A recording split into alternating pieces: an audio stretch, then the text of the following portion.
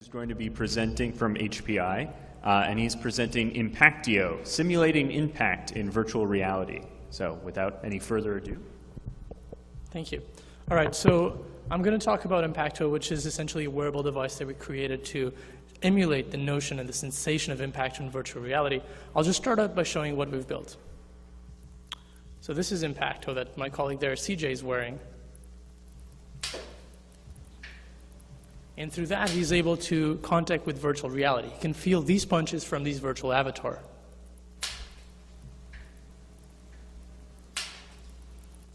Right, so the talk is exactly about this notion, feeling a collision with a virtual entity in virtual reality. And from now on, I'm going to call that notion impact.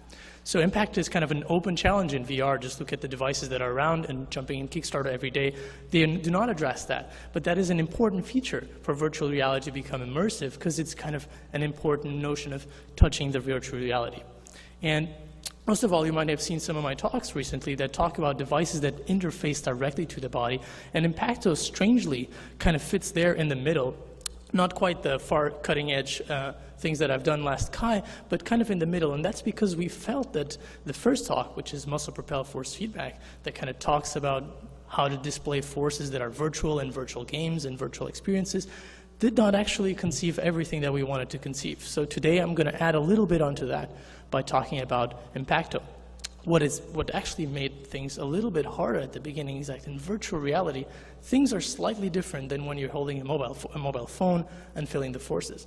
What happens that makes virtual reality so tricky is that anything that kind of happens in VR must also happen in your body. If not, immersion gets lost.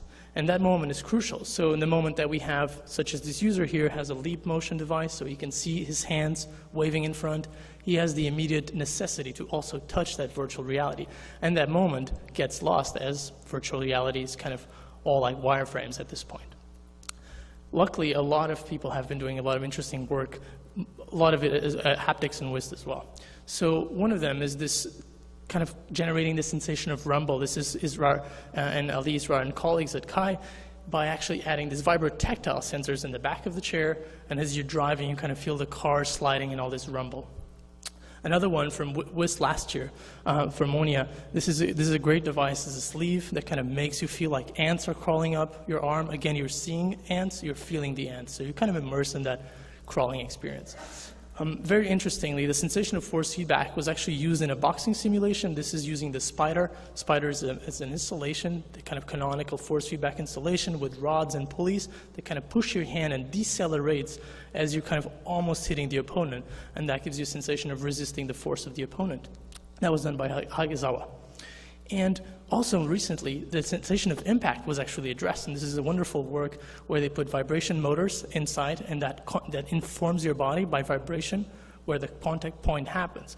The cool thing about these sensors is that you can kind of arrange them in a suit, and you see here somebody is actually playing a first-person game shooter and feels the impact of the bullets. So at this point, we kind of started wondering, does that mean that impact equals vibration? Or if you look one slide backwards, does that mean that impact equals the spider force feedback? And so what we kind of propose here, and I want to talk to you about today with Impacto, is that the answer is twofold. The sensation of impact can actually be decomposed into two subsystems. So one is at the moment of the collision, as you see there, I hope this thing works, there's a contact point, and that informs your body through the tactile sense. That's the location where the impact happened. And also extremely important is the impulse that got transferred into your body. This is raw force. Your limb is going to jerk back in response, and you can feel that. So what we're saying is we got to address both things in different subsystems. So the first one, what you see there, is a little solenoid, right? Mechanical actuator retracts. There's a little tip that touches your skin. That causes pressure on your skin. You feel that through a tactile system. The second one is you got to address the impulse. So let's do that with a different technology. So what we have here is electrical muscle stimulation. We're sending electrical impulses into your biceps that causes kind of involuntary muscle activation, and your muscles kind of recoil. And that, like that notion of your muscles going backwards, you don't have to look at it. You can feel it through your proprioceptive system. Kind of you put this together and you get this device here, right? It kind of hits and at the same time pushes your muscles backwards. So that's essentially what the wearable device Impacto is, and it can kind of actually portray a very strong sensation. And the key for that strong punch feeling is actually the electrical muscle stimulation, because that is replacing what you've seen in the Big Spider installation. It's replacing all those motors and all those pulleys. It just happens to be that the motors and the pulleys are now your muscles and your tendons. And that is actually what allows us to select a fairly small solenoid compared to something even more massive that would stay over there and over there. And once we actually measured our solenoid, we kind of confirmed that it's about 200 grams or so, and that's orders of magnitude below the force of a real punch. So if the users believe in that punch, it's kind of the EMS that is doing the trick, the electrical muscle stimulation. So let me walk you through some applications that we did to kind of understand what Impacto was interesting for. And we kind of did essentially 4 things. And the first one you've seen is to apply impact to arms feedback. So it was that boxing simulator I showed you at the beginning, in which once the avatar hits you, you feel the power of that punch. More interestingly, if you add 1 extra solenoid there to your fist, you can also feel the hits that you give onto the virtual avatar. And here's actually CJ doing exactly that. So at that point, he feels that punch.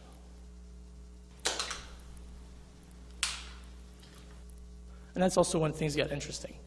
All right, so we also thought, well, we don't have to canonically do what most people do in wearable devices, which is kind of limit to upper torso. We wanted to explore different regions of the body. So we tried on this football juggling simulator. Here you're basically juggling a football with your foot up and down, up and down. So here you see that the Impacto is attached to the foot and to the muscles of the foot, of the cow foot there, and the leg.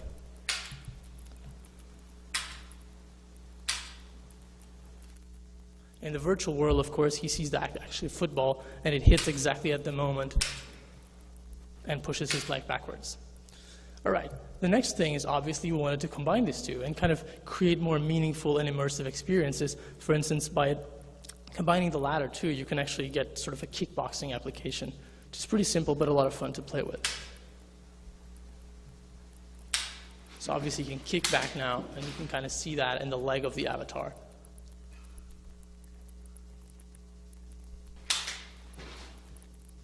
All right, and the last one, which is a little bit different but very interesting, I must say, is to actually activate passive physical objects that we have around us that can become interactive props. So what you're going to see here is sort of a baseball simulator, but we don't need like an actually actuated haptic device or a phantom or anything like that, because we're just using some prop that we find. Could be this prop that I hold here in my hand right now. So here's CJ now. You just attach the solenoid onto the prop, and the EMS stays on his muscles.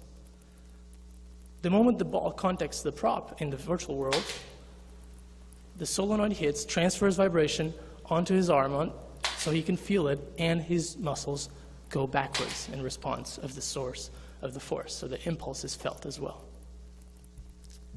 All right, and you can see here it can be any prop. This is just a tool that I found in the workshop. I just attached the solenoid right there, and that now can stand in really easily for anything in the virtual world. It could be a baseball bat, could be a ping pong paddle. It's just software changes at this point, right? And it could be a fencing sword. So let me walk you kind of through how we implemented Impacto. So what you see here are 2 Impacto bracelets, one there, and here you see the Unity where we're running the virtual boxing simulator. And in the moment there's a collision in that virtual boxing simulator, there's a Bluetooth message that we send to one of the bracelets, depending on which one it is. And you immediately see the solenoid jumping around in response. If you look kind of there at the oscilloscope, you also see the correct electrical muscle stimulation impulses. They're actually going through their little tick marks. So that's essentially all there is to know about Impacto.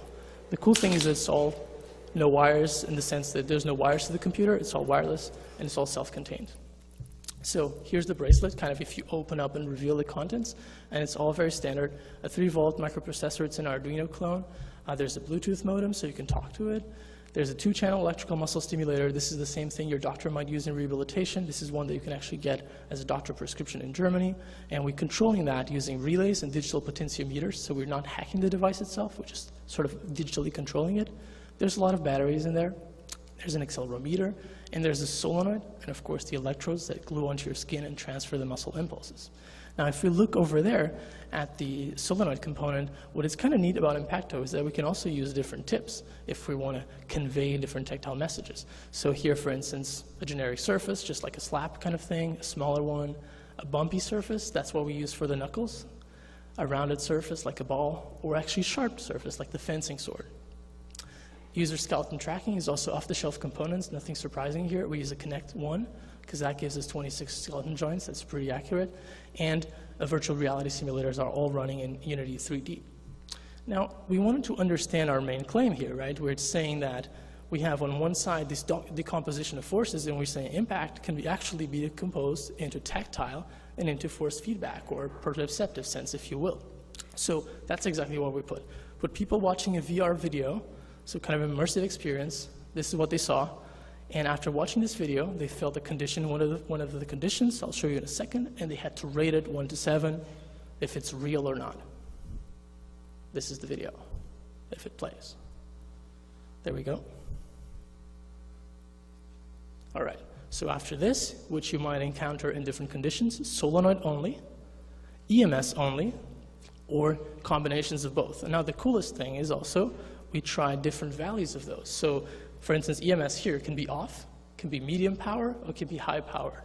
Same for solenoid, all right? And this is full factorial design, nine conditions overall.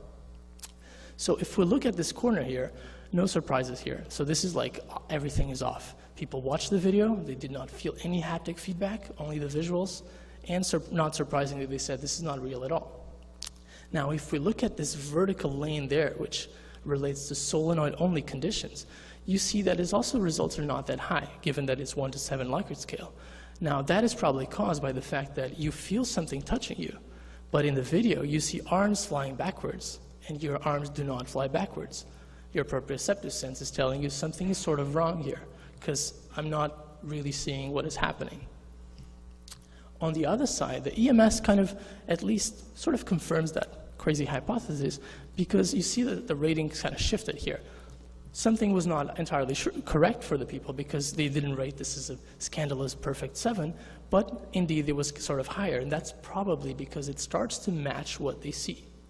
Now, more interesting is the region where the combination is happening. And you see that for any combination, no matter if it's EMS low and solenoid low, if EMS high and solenoid high, or any of the other variations, the ratings are immediately higher. And that's probably because there was some increase in realism with increase in intensity as well. And you see that kind of beneficial to combine these two sensations, or these two subsystems, if you will. So also we started kind of wondering in backwards and thinking, well, how come this actually is working? Because there's some weird things happening here. Why didn't we use vibration, for instance? And one of the reasons for that is that what you see here when the solenoid hits is slightly different from if you put a vibrotactile cell at that same point vibrating, because your body has different receptors for different things. And these two particular receptors here, the Merkel cells and the Ruffini corpuscle, they are kind of tuned into pressure. And when the solenoid hits the skin, it's transmitting more pressure than vibration. So that's why this kind of works a little bit better. Secondly, one might think, and we did think that, well, the EMS is probably not helping because it's stimulating the biceps, and that's kind of artificial. You know, it's a jerkiness that is induced. Well, it is stimulating the biceps, but at the same time, you resist with the triceps. This is this muscle here, and you're kind of resisting with the antagonist muscle. That's the opposing muscle. And that elicits a lot of proprioceptive feedback. And that's actually, since '98, one of the kind of models of how proprioception work, using both antagonist and agonist muscles working together. All right, so in conclusion, from a technical perspective, we just created this wearable device that delivers a sensation of impact by decomposing it into two subsystems, makes it easier and wearable. From a more meta perspective, this kind of fits into this class of bio devices that I talked to you in the beginning, which are a little bit different because they share the user's body as an input device or output device, if you will. And that's kind of this notion here. And we think that this is a great moment to think or rethink the relation to interfaces and machines. And that's mainly because the moment we were at some years ago was kind of this one, mobile. You got interfaces, but they're sort of distance to you. The devices have this gap between you. This gap would be the interface right there. The moment we move on to wearables, the gap became a very thin line because these devices started being in our body, attached to the body, right? So kind of more with us and doing more meaningful things. So our question, and I would like to leave the community with that question, is to think really what happens after that. What is this sort of post-wearable world? And maybe one of the things that might happen there is this notion of using the body, which Impacto does kind of at this core, as an input and output device. And so I wanted to just end by thanking Alex Ion, Sijing, and Patrick Baudisch, who is my advisor at the HPI, and also tell you that we have an open position. Feel free to talk to me or to Patrick if you want to join our lab. And thank you so much for your attention. I'll be happy to take your questions.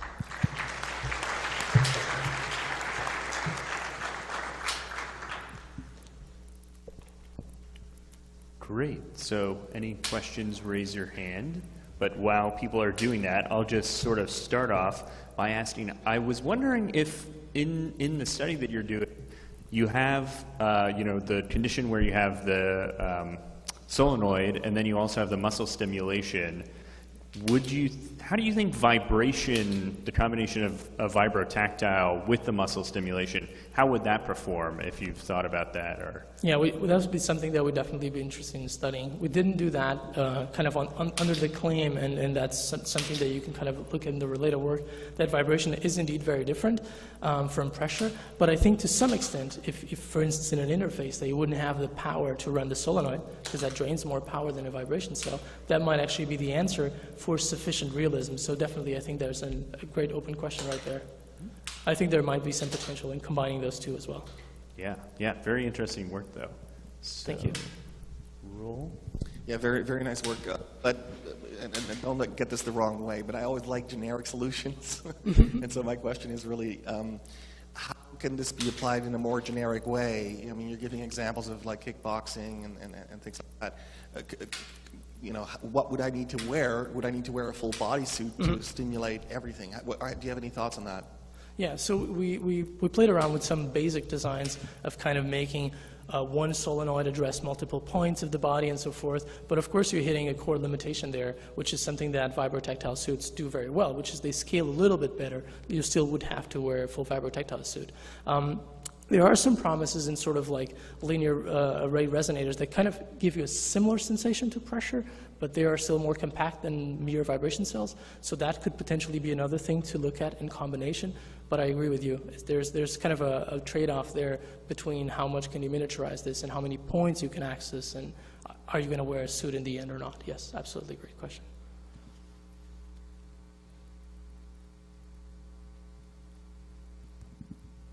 Hi.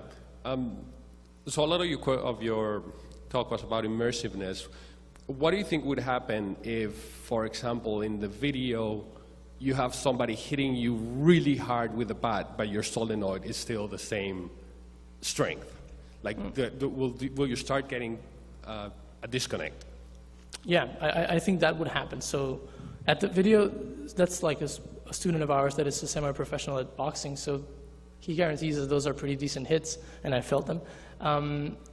I think if they would differ in intensity visually, and if the solenoid would not differ in intensity, and the EMS would not differ in intensity, I think you would see that. I mean, I think what explains that the results of the study in the middle power conditions were not as real as the other ones is because that indeed did not really match the perfect output that you got in the stronger conditions. So I think you got a hint of that. Of course, in order to do that, you would probably have to do a sort of full factorial with way more levels in between, try to make them linear and try to really understand if that's affecting, and have videos of different intensity or not at all, and just kind of fake that through the haptics. I think that would be, my hint is that that's going to happen. We have time for one more question. Okay, yeah. Ron Haoliang from National Taiwan University. I really like this work, it's well done. And I'd like you to use vibrotactile feedback to simulate impact, but I'm wondering, after the impact, can you use EMS to stimulate the force that a user to against with? That's definitely something we've looked at. So you're saying like resisting an object that stays there. Okay, so that's, besides the feedback, that's a harder question, right? One of the important things here in Impacto is that the short time of the collision makes the illusion easier to manage by your brain. Also, what is happening is that at the time that the EMS, which is what you're saying, to resist that constant force, is pulling you back, which is 200 milliseconds, is a time of confusion, because to your brain, that's also the time when the solenoid hits for 200 milliseconds. So that's way more manageable to kind of understand and believe in that 200 milliseconds moment than, for instance, if you would be receiving EMS and solenoid for, let's say, 3 minutes. That would be way more complex to emulate, such as that object, as you pointed out, that would reject you or push you for 2 minutes. So I think there's still some research to go for any technology, even this one, to actually be able to fulfill that requirement, which is perhaps one of the hardest things to emulate in virtual reality. So yeah. Great. Well, let's thank Pedro again. Thank you.